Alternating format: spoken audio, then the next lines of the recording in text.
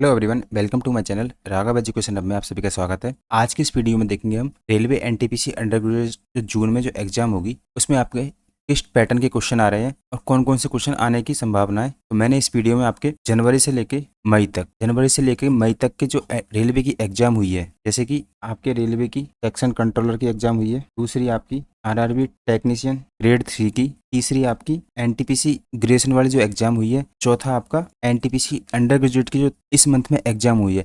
इन चारों एग्जाम के latest question मैंने आपके इस सेशन में रखे हैं। वीडियो में एंड तक बने रहना और किस टाइप के क्वेश्चन आपसे पूछे जा रहे हैं, कौन कौन से पैटर्न पे क्वेश्चन है और उनका सोल्यूशन एग्जाम में आपको किस तरीके से करना है वो देखते चलना। तो शुरू करते हैं आज की इस वीडियो को। ये वीडियो आने वाली रेलवे की कोई भी एग्जाम हो उसके लिए बहुत ज़्यादा हेल्पफुल होने वाली है। शुरुआत करते हैं क्वेश्चन नंबर 1 से। वरुण 15 रुपये में 3 केजी की दर से आम खरीदता है, 50 रुपये में 5 की दर से उसे बेच देता है। 125 का लाभ कमाने के लिए उसे कितने किलो आम बेचने होंगे। आपके वरुण नाम का कोई व्यक्ति है, वो क्या कर रहा है, 15 रुपये में 3 केजी आम खरीद रहा है। तो यहाँ से अपन क्या कर लेंगे, 1 केजी का मूल्य निकाल लेंगे। 1 किलो आम का मूल्य निकल जाएगा। यहाँ पे 15 रुपये में 3 किलो आम आ रहे हैं, 1 किलो आम का मूल्य 5 रुपये किलो, आम का मूल्य हो गया 5 रुपये किलो। और बाद में बोला है 50 रुपये में 5 केजी की दर से बेच रहा है, 50 रुपये में 5 केजी की दर से बेच रहा है, यानी कि 10 रुपये किलो वो सेल कर रहा है। 5 रुपये किलो में आम खरीद रहा है, सेल कर रहा है 10 रुपये किलो में। यदि वह 125 का लाभ कमाने के लिए कितने किलो आम बेचने होंगे। यहाँ पे आप गौर से देखिए, 5 रुपये किलो आम खरीद रहा है, 10 रुपये किलो बेच रहा है, यानी कि 1 किलो पे उसे कितना प्रॉफिट हो रहा है, 5 रुपये का। क्वेश्चन ने बोला 125 रुपये का लाभ कमाने के लिए, 125 रुपये का लाभ कमाने के लिए उसे कितने किलो आम बेचने पड़ेंगे। तो 5 का अपन भाग दे देंगे, क्यों, क्योंकि 1 किलो पे वह 5 रुपये बचा रहा है। 125 रुपये का बचाएगा जब वह 25 किलो आम बेच देगा, तब वह 125 रुपये बचाएगा। तो ऑप्शन नंबर सी इसका राइट आंसर हो गया। चलते हैं अपने नेक्स्ट क्वेश्चन पर।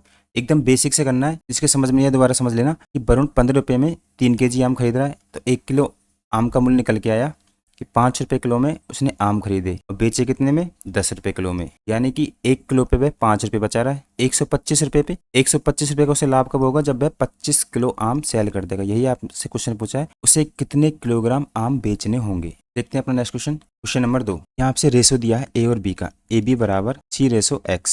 यहाँ पे आपको ए की वैल्यू दे रखी है आपको 12, बी की वैल्यू दे रखी है कितनी 18 और सी की 27। रेशो निकालने के लिए अपन क्या करते हैं, अंदर वाली संख्या गुणा करते हैं और बाहर वाली संख्या गुणा करते हैं। तो ये आपका AX हो जाएगा बराबर B इंटू सी, यानी कि BC। या फिर आप इसको ऐसे भी कर सकते हो कि A/B बराबर C/X। यहाँ से आप बजर गुणा करोगे तो ये आपके AX बराबर BC निकल के आएगा।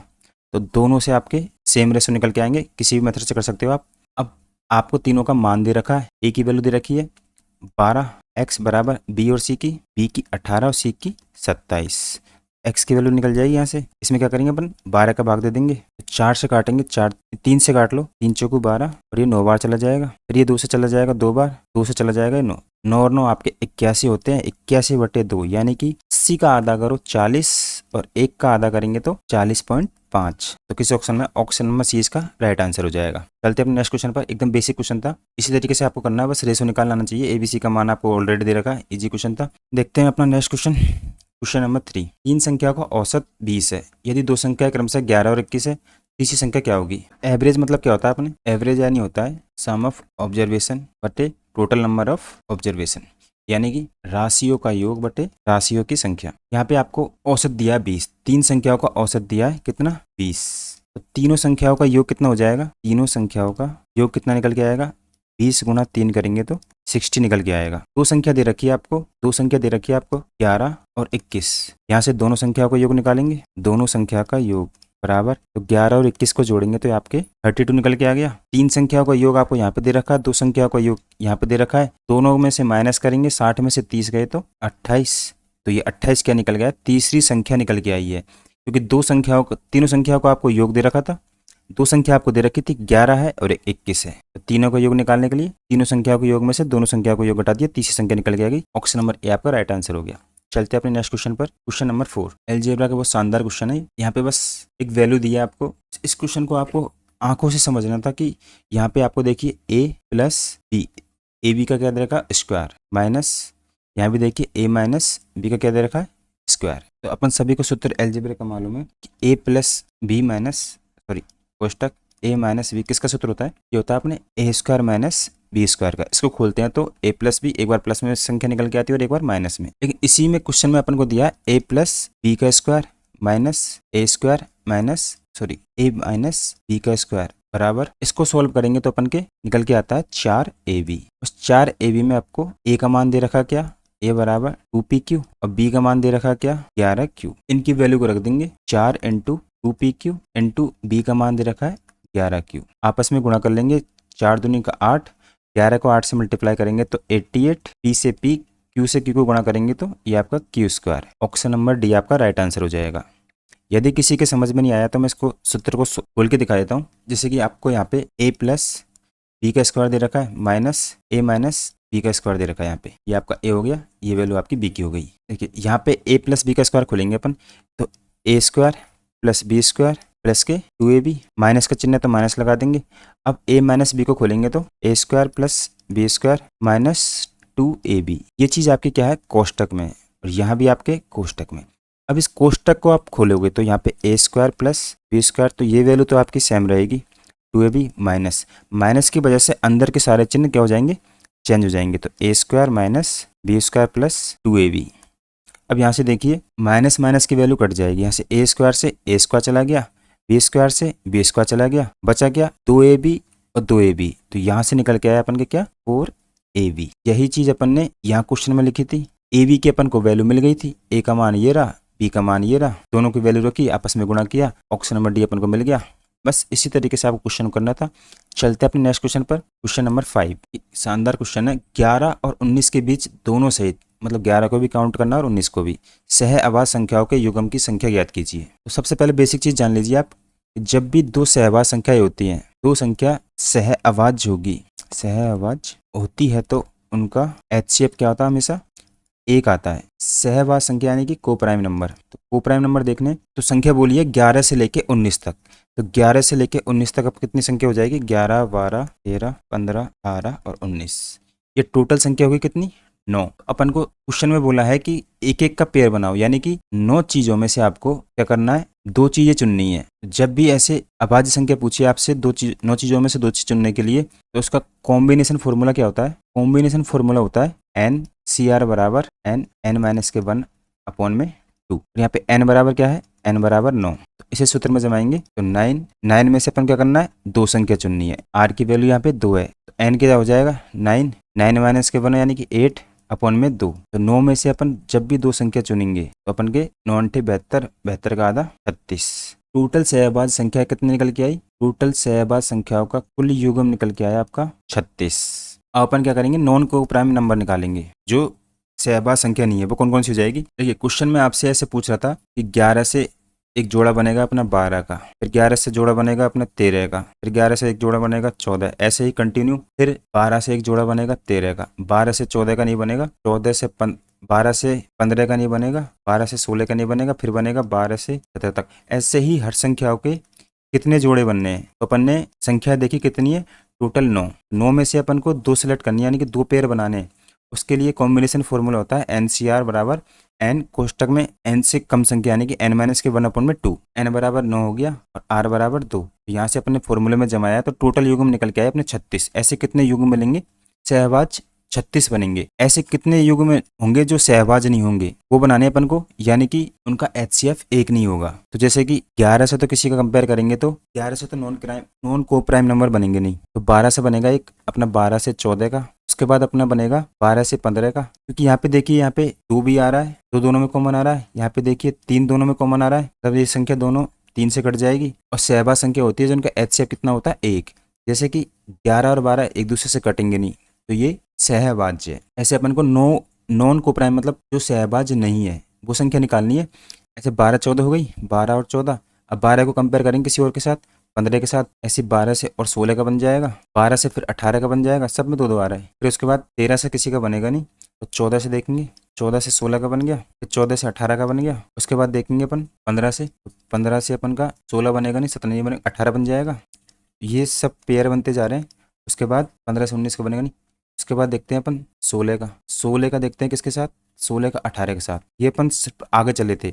अब उसके बाद अपन 18 का देखेंगे 18 का अपन 16 के साथ बना सकते हैं, तो ये पहले से ही बन गया। अब इनका टोटल करेंगे, टोटल कितने युग्म बने, 1 2 3 4 5 6 7 8, टोटल 9 को प्राइम नंबर हो गई जो सहभाज्य नहीं है। कितने हो गए, 8। टोटल युग्म अपन को दे रखे हैं, ऐसे कितने पेयर बनेंगे, 36।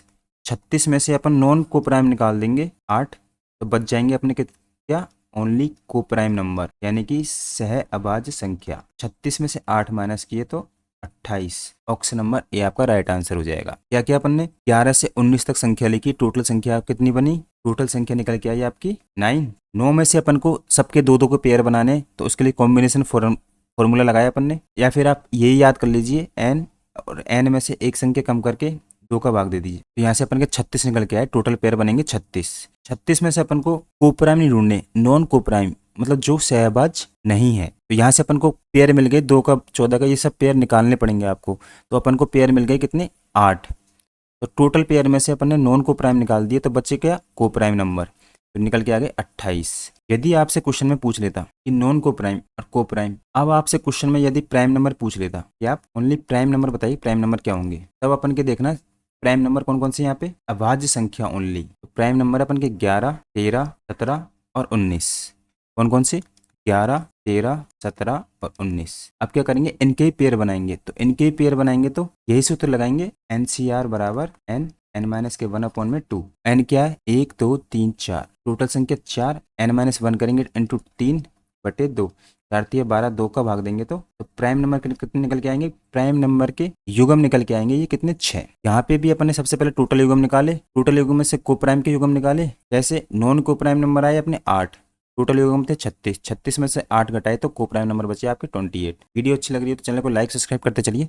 चलते हैं अपने नेक्स्ट क्वेश्चन पर। Question number 6, A can complete a certain work in the same time in which B and C together can complete it. Question बोला ए किसी निश्चित कार्य को करने में उतना समय लेता है जितना बी और सी एक साथ मिलकर उस कार्य को करते हैं। ए जितना समय लेगा, ए किसी निश्चित कार्य करने में उतना समय लेता है जितना समय बी और सी मिलकर करते हैं, उतना समय कौन ले रहा, ए। ठीक है, यदि ए और बी मिलकर उस कार्य को 6 दिन में, तो यहाँ पे आपसे बोल दिया क्वेश्चन में कि ए और बी मिलकर उस कार्य को 6 दिन में तथा सी अकेला उस कार्य को 42 दिन में कर सकता है, ए अकेला उस कार्य को कितने दिन में करेगा। शानदार क्वेश्चन है, बिल्कुल लॉजिक लगाना है आपको। ए भी किसी काम को 6 दिन में और सी अकेला 42 दिन में। ध्यान से टाइम का रेशो तो एफिशिएंसी का रेशो निकालने के लिए अपन एलसीएम लेंगे, तो आपका एलसीएम आएगा 42। 6 से काटेंगे 7 बार, 42 से चल जाएगा 1 बार। तो यहाँ से अपन को पता चल गया ए प्लस बी की एफिशिएंसी कितने की है, 7 की, और सी की एफिशिएंसी कितने की, 1 की। तो यहाँ से एफिशिएंसी निकल के आ गई ए और बी सी की। अपन को ए बी सी तीनों की एफिशिएंसी मालूम हो जाए तो टोटल वर्क अपन निकाल के बता सकते हैं कि ए अकेला उस कार्य को कितने दिन में करेगा। उसको निकालने के लिए आपको इस चीज पे ध्यान देना कि ए, इस शुरू में लाइन बोली थी ए किसी कार्य को उतने दिन में करता है जितने दिन में बी और सी मिलके करते हैं। तो अपन को यहाँ पे सी की एफिशिएंसी कितने की मिली, 1 की, और बी और सी की कितने की दे रखी है अपन को, 7 की। बी और सी कितने की दे रखी है, 7 की। तो 7 को उस तरीके से तोड़ो कि ए और बी सी की मिलाकर बराबर हो जाए। तो अपन को 7 को डिवाइड करना है। 7 के पार्ट कितने बन जाएंगे, एक का 4 भी हो सकता है, 3 भी हो सकता है, या फिर 3 भी हो सकता है, 4 भी हो सकता है। ए 5 भी हो सकता है और बी 1 भी हो सकता है, तभी तो यहाँ पे 6 होंगे यदि मान लो। और उसके बाद एक और पेयर बन सकता है अपना 6 का और 1 का। इनमें से तीनों की एफिशिएंसी हो सकती है, क्योंकि ए और बी की अपन को 7 की दे रखी है। तो अब बी की मान लो, ये मानते हैं अपन ए बराबर क्या है अपने बी प्लस के सी, सी अपन का 1 दे रखा है। बी की अपन 1 मान लेते हैं, ए की मान लेते हैं 5, तो दोनों बराबर है, दोनों बराबर नहीं है, तो ये वाला अपना कट हो गया। सी की दे रखी है आपको 1। यदि बी की एफिशिएंसी 6 मान लेते हैं, सॉरी बी की एफिशिएंसी 1 मान लेते हैं और ए की एफिशिएंसी 6, तो ये बराबर होंगे जोड़ने पे, नहीं होंगे, तो ये भी आपका कट हो गया। अब देखते हैं 4 और 3 में से। यदि बी की एफिशिएंसी 3 मान लेते हैं और ए की एफिशिएंसी 4 मानते हैं, तो क्या एफिशिएंसी ए की कार्य क्षमता बी की कार्य क्षमता के बराबर हो गई। ए का भी 4 आ गया और बी का भी 4।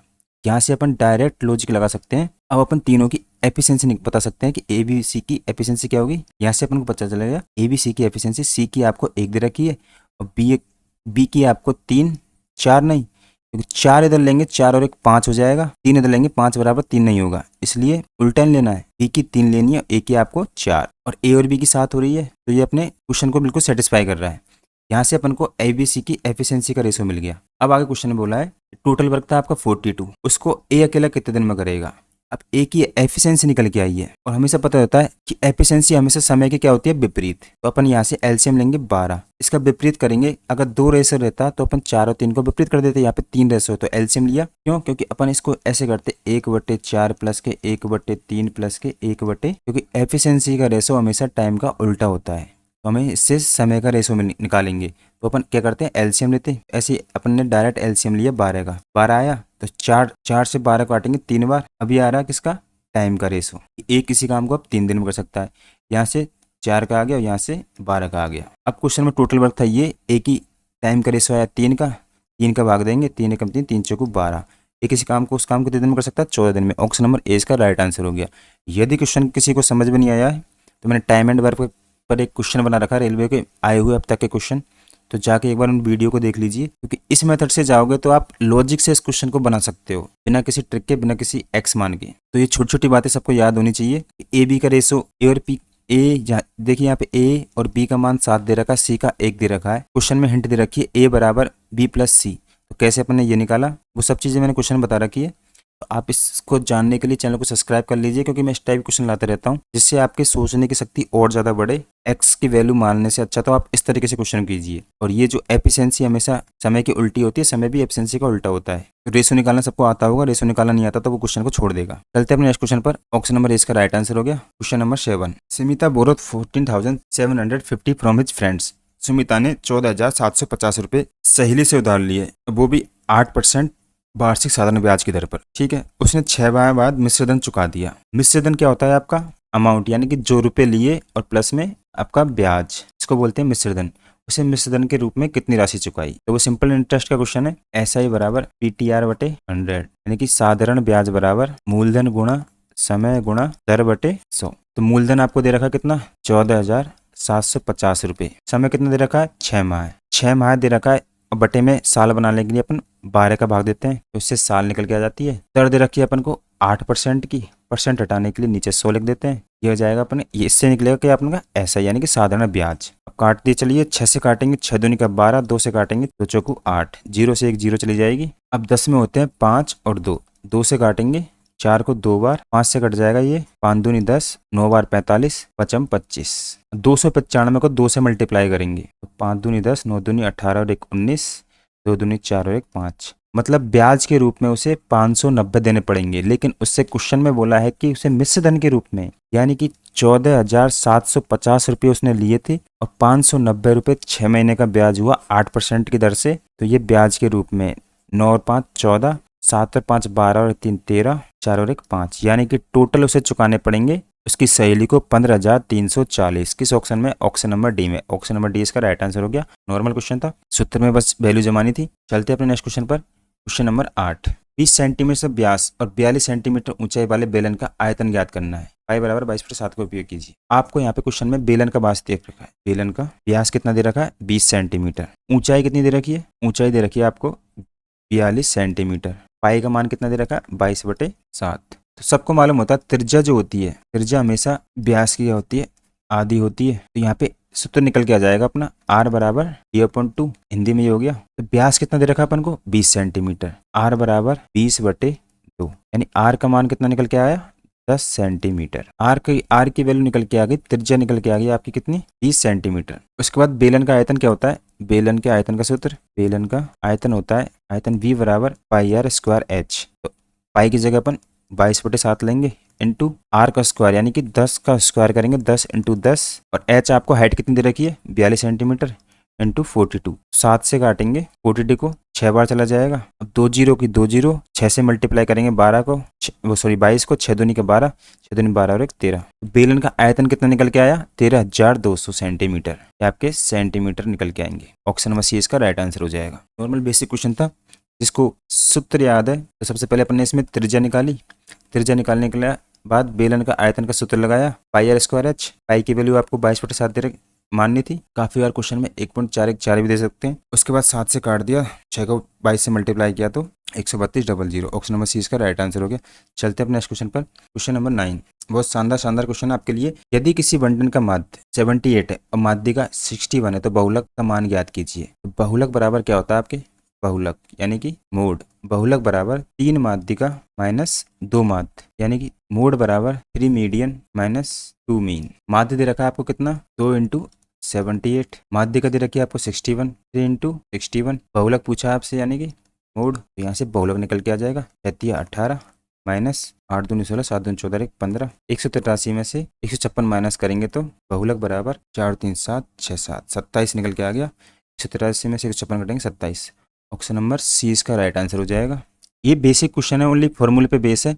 सूत्र आपको बस ये वाला हमेशा याद रखना है। इसमें घुमावदार काफ़ी सूत्र काफ़ी क्वेश्चन बनते हैं रेलवे में, तो ये बेसिक क्वेश्चन था। चलते अपने नेक्स्ट क्वेश्चन पर। क्वेश्चन नंबर 10, वह कितनी धनराशि है रुपयों में जिस पर 2 वर्षों में 10% वार्षिक दर से 700 रुपये साधारण ब्याज प्राप्त होता है। उल्टा पूछ लिया, वही आपका सूत्र लगाना है आपको। नॉर्मल साधारण ब्याज बराबर PTR मूलधन गुणा समय गुणा दर बटे 100।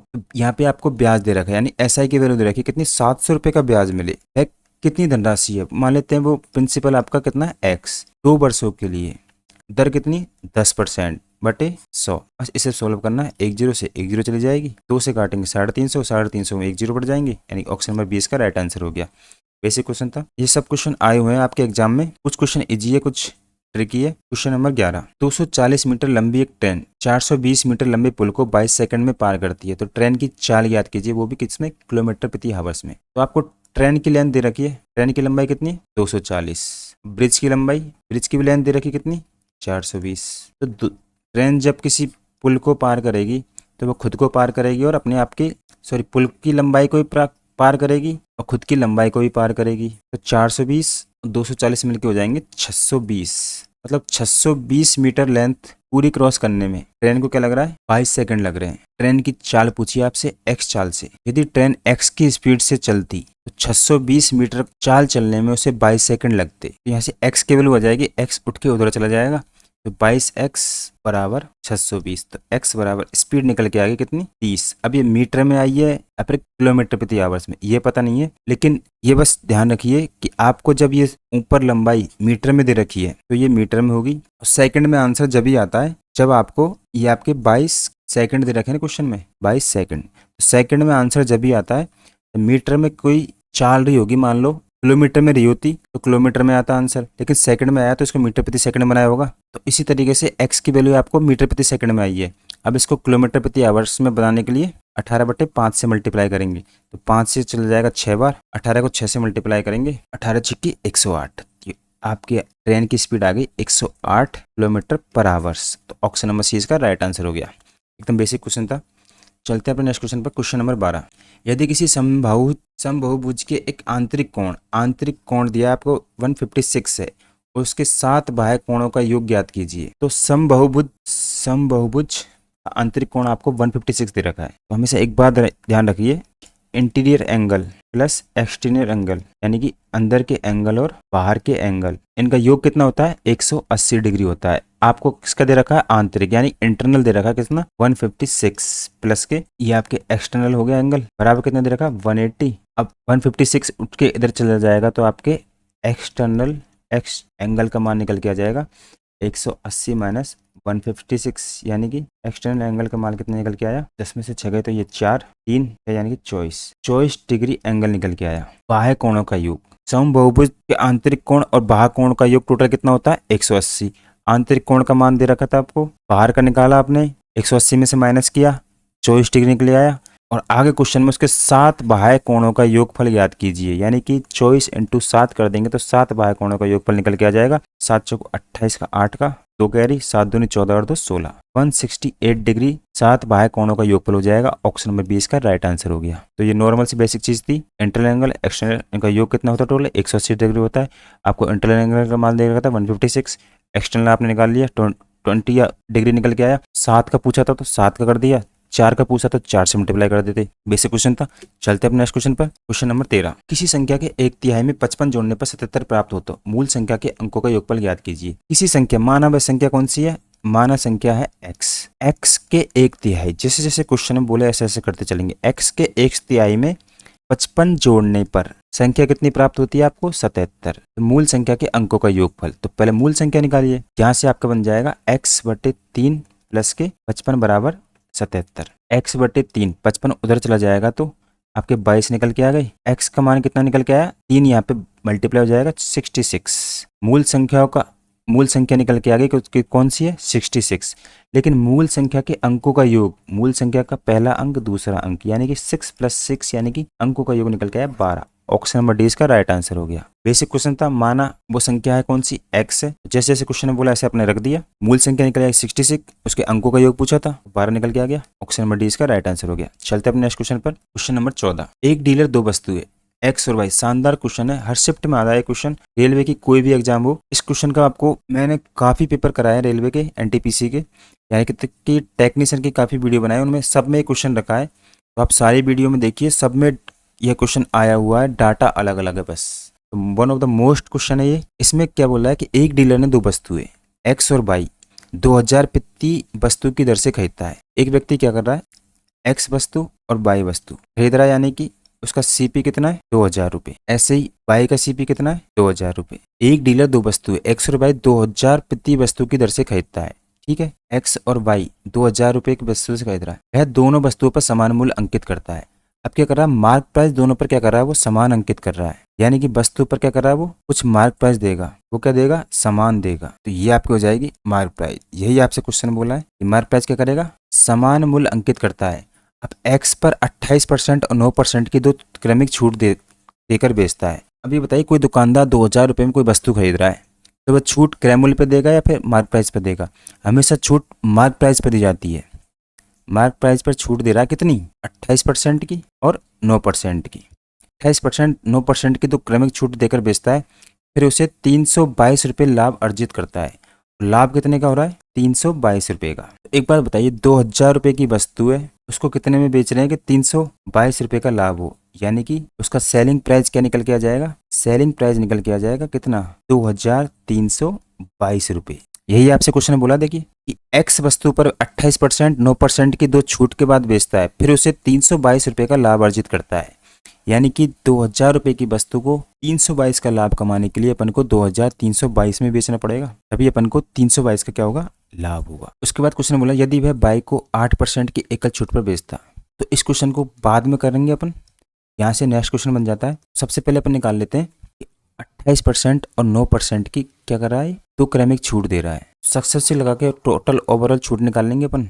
तो जब भी आपको दो लगातार छूट मिलती है तो अपन क्या करते हैं, एक्स प्लस के वाई सक्सेस भी लगा देते हैं, एक्स वाई अपॉन में 100। एक्स कितना है 28 प्लस के 9 माइनस 28 इंटू 9 अपॉन में 100। 9 दूनी 18, एवरेज 90 72 2 7 9 दूनी 18, ये आपके 152 हो गई। माइनस मल्टीप्लाई कीजिए 90 72 का 2 का हासिल की 7 9 दूनी 18 7 15 152।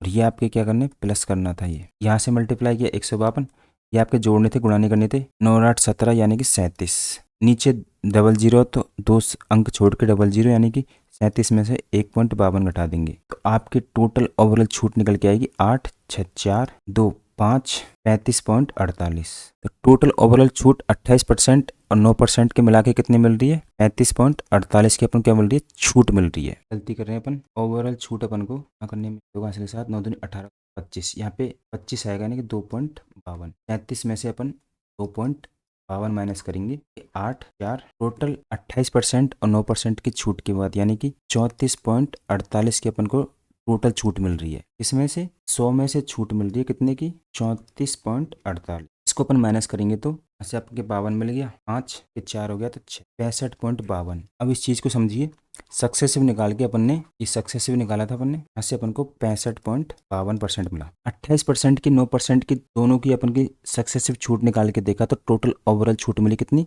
34.48। इसको 100 में से माइनस किया तो अपन को मिली 65.52% की वैल्यू। यानी कि इतनी की छूट मिलने के बाद ये जो वैल्यू है अपनी 23/22/2322 65.52% के बराबर। तो यहाँ से अपन मार्क प्राइस निकाल सकते हैं, या अपन को 65.52% की वैल्यू कितनी दे रखी है, 2300। 1% की वैल्यू निकालने के लिए ऐसी 100% वैल्यू निकालेंगे, 2322 65.52 तो क्या करेंगे अपन, रेड इसके लिए 2 पॉइंट छोड़ के 2 जीरो का भाग दे 40 निकल के आया। यही आपका एम है। क्वेश्चन में बोल ही रखा था अपन को दोनों का मार्क प्राइस क्या रखेंगे, सेम रखेंगे। यहाँ भी मार्क प्राइस बाई का क्या हो जाएगा। अब आगे क्वेश्चन में बाई पर 8% की एकल छूट देता है। अब MRP पे छूट देगा, मतलब मार्केट प्राइस पे छूट देगा कितनी, 8% की, यानी कि यहाँ पे जो वैल्यू आएगी का मान किसके बराबर होगा, 92% के बराबर होगा।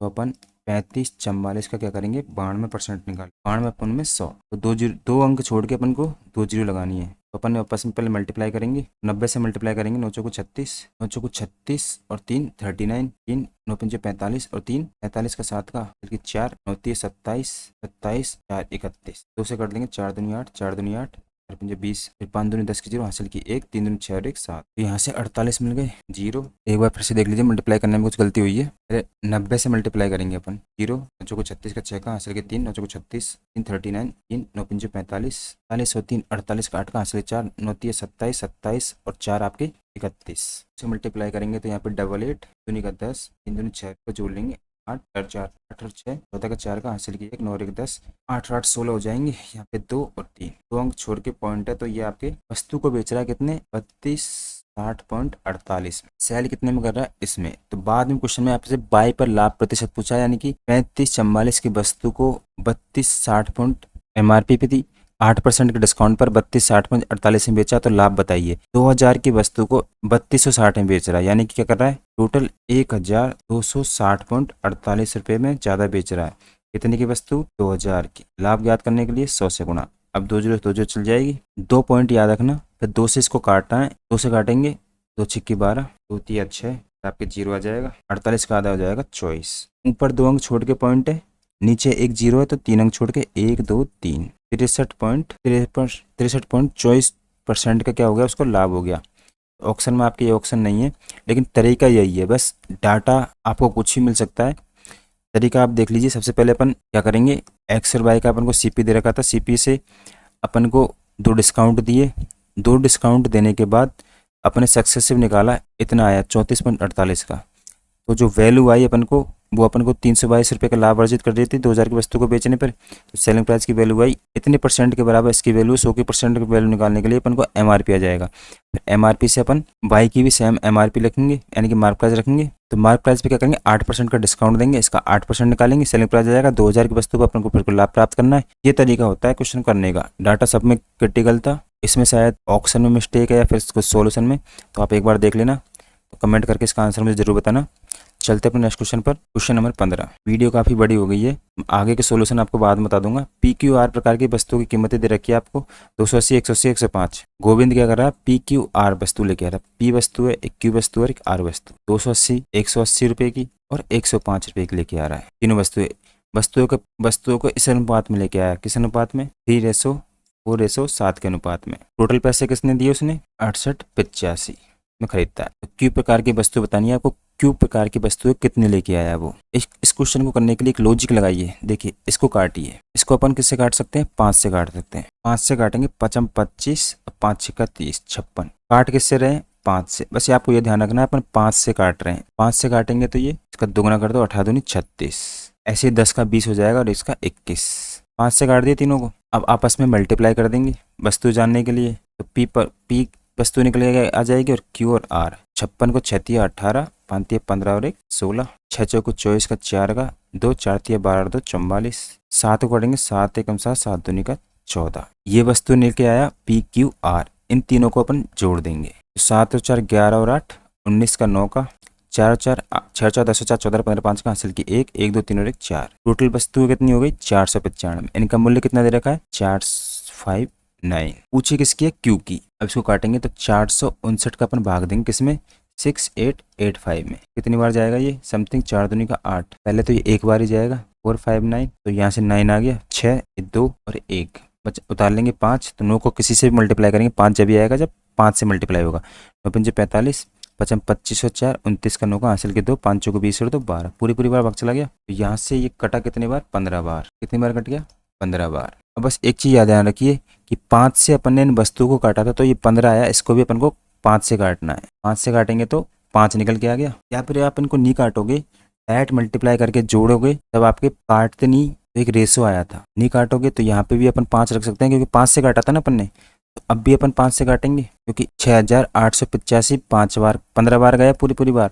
नीचे अपन ने 5 से काटा था, नहीं काटते तो 5 रहता, तो 5 से काटेंगे अब, तब भी 5 आएगा। तो आप इस चीज़ को मत भूला करो, अपन वस्तु को इजी करने के लिए सोल्यूशन को अपन 5 से काट रहे हैं। तो बाद में भी 5 से काटेंगे, ठीक है। आपके कोई पूछा क्वेश्चन में क्यू प्रकार की वस्तु कितने खरीदी, तो क्यू का रेशो कितने का 4 का इंटू 5, यानी कि क्यू प्रकार की वस्तु 20 खरीदी गई। ऑप्शन नंबर ए इसका राइट आंसर हो गया। ये है बेसिक लॉजिक वाला क्वेश्चन।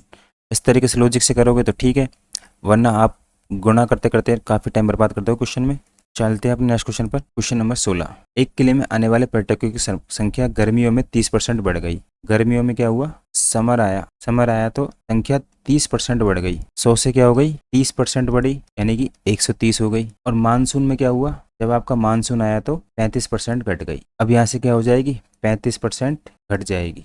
ऐड निकाल लीजिए, 130 का 35% यानी कि घट जाएगी तो 65%। 65/100 करेंगे तो 10 से 10, 13 53 65 का 5 का हासिल के 6 रेचिंग 78 और 84। 1.10 था तो 1 पॉइंट छोड़ के 0, 84.5। तो टोटल कमी कितनी हुई, 100 में से 84.5 घटा देंगे तो 5, ये आपके 5 हो गया। 5 यहाँ से आपके 9 यानी कि 1, 15.5 की टोटल कमी कितनी हुई, कमी हुई है इतने की। ऑप्शन नंबर बी आपका राइट आंसर हो गया।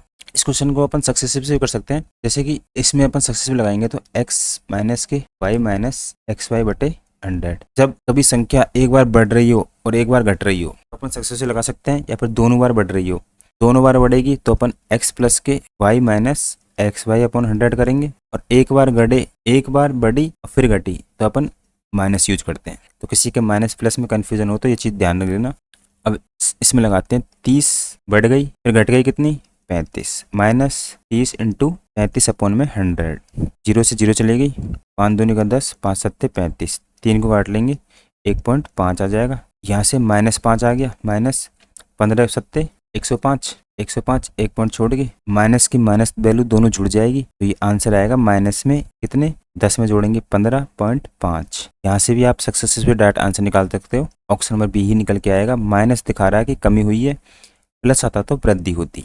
2 तरीके बता दिए, मेथड 1 हो गया, या आपके मेथड 2 सक्सेसफुल कर सकते हो। जब ये किसी जनसंख्या हुई किसी क्षेत्र में या फिर किसी परसेंटेज में भी आपसे पूछे कि संख्या में इतना % बढ़ रही है फिर घट रही है तो अपन सक्सेसफुल लगा सकते हैं। तो दोनों तरीके से क्वेश्चन हो गया। अब चलते हैं नेक्स्ट क्वेश्चन पर। क्वेश्चन नंबर 17, ए किसी काम को 16 दिन में पूरा कर सकता है, बी उसी काम को 24 दिन पूरा कर सकता है, बी 5 दिन तक एक साथ काम करते हैं फिर एक काम छोड़कर चला जाता है, बी शेष काम को पूरा करने में और कितने दिन लेगा। देखिए क्वेश्चन में आपसे बोला ए किसी काम को कितने दिन में कर रहा है 16 दिन में, बी कितने दिन में कर रहा है 24 दिन में। दोनों का एलसीएम लेने से पहले आप काटो इनको। क्वेश्चन को जैसे मैं सॉल्व कर रहा हूँ आप भी सॉल्व करते हो, तरीका देखा करो कि 4 से काटा, 4 चौको 16, 4 छक्के 24, यहाँ से अपन एलसीएम आ गया 12, 4 तिया 12, 6 दूनी का 12, यह आपके एफिशिएंसी का रेशो आ गया। टोटल वर्क कितना अपना 12, 4 से काटा था तो 4 से दोबारा गुणा कर दीजिए, ये है आपका टोटल वर्क, यानी कि टोटल वर्क है आपका कितना 48। अब क्वेश्चन में आगे बढ़ते हैं। आगे क्या बोला है, वे 5 दिन तक एक साथ काम करते हैं। तो ए की एफिशिएंसी 3 की है, बी की एफिशिएंसी 2 की, यानी कि 5 की एफिशिएंसी से 5 दिन तक काम करेंगे तो कितना काम हो जाएगा टोटल 25 काम हो जाएगा। तो बचेगा कितना काम 23 काम कितना हो गया बच गया। 25 काम दोनों ने कर लिया, ए और बी ने 5 दिन तक एक साथ काम किया, फिर ए चला गया। अब क्या कर रहा है ए चला जाता है, ओनली बचता है कौन बी। बी शेष काम कितना अपना 23, बी की एफिशिएंसी कितने की है 2 की, तो बस 23 का आधा कर दीजिए। तो 23 का आधा कितना हो जाएगा 12.5, या फिर 2 एकम 2 12 पॉइंट में 11.5, 11 दूनी 22 और 1 का 0.5, 2 एकम 2 2 पंजे 10। तो ए शेष काम को पूरा करने में कितने दिन लगेगा 11.5 दिन। यदि आपसे पूछ लेता टोटल वर्क कितने दिन में कंप्लीट हुआ, कि पूरा काम को करने में कितने दिन लगे, तो 11.5 दिन तो ये लगे, प्लस के 5 दिन अपन ने यहाँ पे काम किया था ए और बी ने मिलके, टोटल हो जाता 16.5 डे। तो दोनों चीज़ याद रखना आपको। ये वीडियो काफ़ी लंबी हो जाएगी तो इस वीडियो को अपन यहीं पे रोकते हैं, मिलते हैं नेक्स्ट वीडियो में, और भी मज़ेदार क्वेश्चन लेके आऊँगा मैं। तो यहाँ तक एक बार क्वेश्चन नंबर 17 तक आप रिवीजन कर लेना, बाकी के आगे क्वेश्चन में अगली वीडियो बना दूंगा क्योंकि वीडियो काफ़ी बड़ी हो जाएगी। तो आपको मेरा सोल्यूशन पसंद आ रहा हो, वीडियो अच्छी लग रही हो, क्वेश्चन आपको अच्छे लगे हो, सारे क्वेश्चन एग्जाम में आए हुए हैं, तो एक बार आप वीडियो को लाइक तथा चैनल को सब्सक्राइब जरूर करें, अपने फ्रेंड्स को जरूर शेयर करें ताकि मैं भी मोटिवेट होता रहूँ और आपके लिए अच्छी अच्छी वीडियो बनाता रहूँ। मिलते हैं नेक्स्ट सेशन में, तब तक के लिए धन्यवाद।